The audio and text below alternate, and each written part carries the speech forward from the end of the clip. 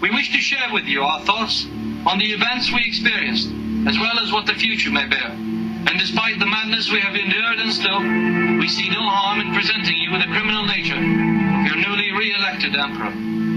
Despite our belief that the elections were flawed, we know now that when there is a close tie between the candidates, there is something wrong. Some in our ranks believe that any candidate from any side of the spectrum are two faces of the same coin. You, the people, have said your word in what is claimed to be a democracy, and thus have chosen a leader who claims to represent your vision. It is your right to lead the world, as it is the right of any nation which chooses to do so. Yet this does not allow you to conquer others. There is a belief of a large number of our people that a lot of the facts do not reach you, facts that may be classified as unsuitable for the general public, facts that are twisted to gain a positive image here or there.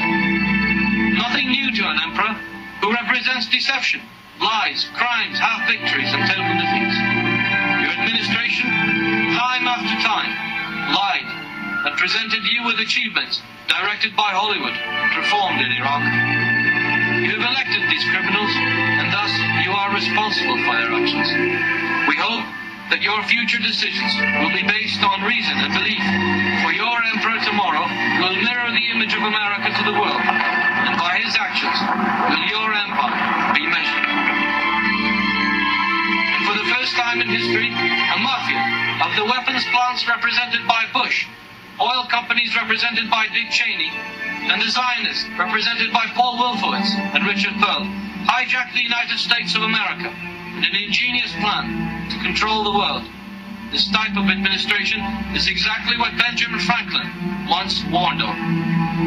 By weakness and ignorance, you have allowed this gang of criminals to hijack your country, create a new phobia to recruit those whom they regard as nothing but fuel and vehicles to their master plan. This administration will enforce on you, just as it tries to enforce on our people, new laws that will result in a police state similar to those of your consecutive governments back in our region. Legislation will soon be drafted by the appointed puppets to allow foreign ownership of land and structure, and soon our people will be the foreigners on the land of their forefathers. This new world order will enslave people of all religions and race, and soon your children, as well as ours, if they survive, will truly live in a planet of apes.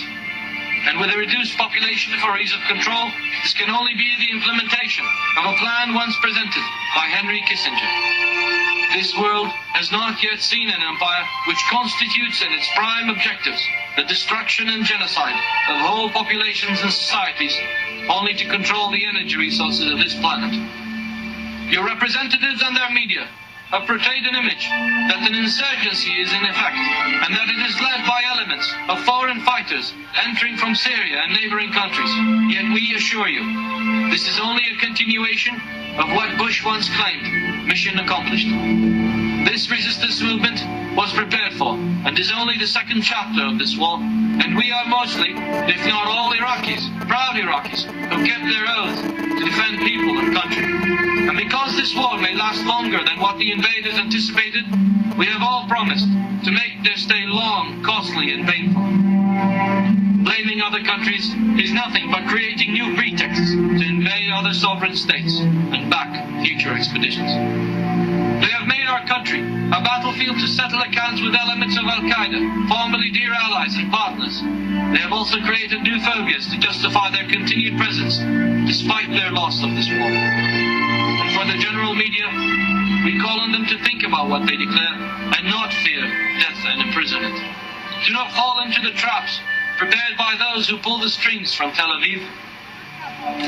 As for the declared casualties, this is an epic on its own. We assure you that the figures are far higher than they declare. It is not a secret today in Iraq what we call the green card soldiers. Young men from South America and other parts of the world gathered and promised the U.S. citizenship and large sums of cash for their mercenary services in Iraq.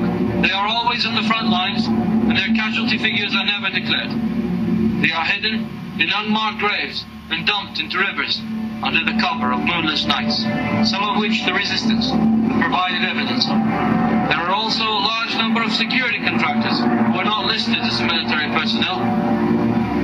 To us, It is one thing to be tricked into this war, but it is totally different to come here and fight someone else's war.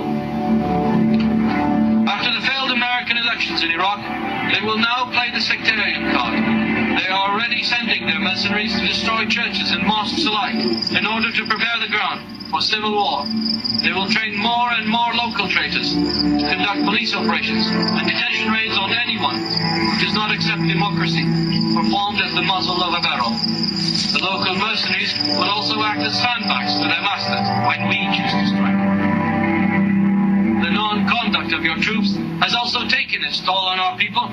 It has created resentment and disgust. They dismiss these war crimes as isolated cases, yet the figures are always on the rise.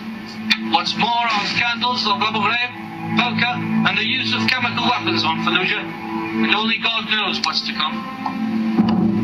Life under dictatorship is far more safer than behind the bars of your democracy. Have you not asked yourselves, where are the weapons of mass destruction? And where are the links between our previous government and the once CIA-sponsored Al-Qaeda? Or is that all now a thing of the past? What happened to the thousands of people who died and continue to die of cancer? Women who give birth to deformed babies caused by the effect of your military's depleted uranium shells. Since 1990, thousands on both sides of the conflict have suffered unknown illnesses. Many have died since then, and others lack medical attention. Large parts of Iraq will be radioactive for millions of years to come. If we were to return this radiating material to the US and Britain, we would be no different than those who use them. May we ask you, why do you think the British government decided to set foot only in the areas of the south, where the resistance is still partially active? They have left the difficult areas for your boys to suffer. This deal was accepted by your government, only to form a purely cosmetic alliance with a nation that still strives for the glory of its imperial past.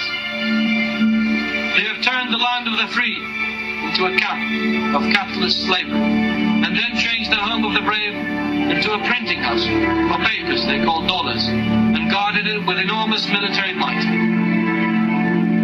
This administration, which claims that you have re-elected, has brought on more humiliation and insults to each and every one of you than any other government in your short yet tremendous history. And as odd as it may seem, we advise you to take matters in your own hands and rid this world of such criminals, or any form of government which resembles the neocons in their aims. Form a third party if need be.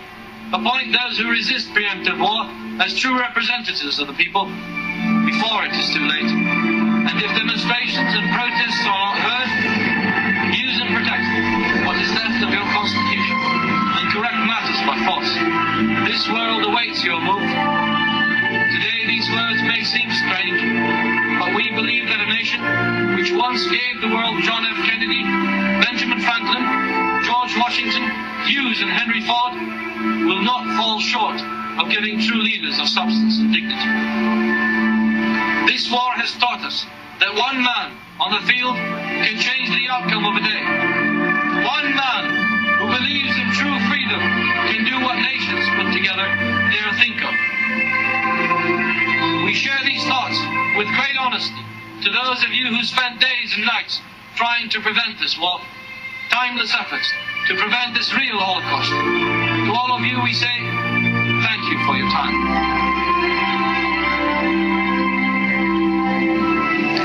Just who the hell were we fighting in Iraq?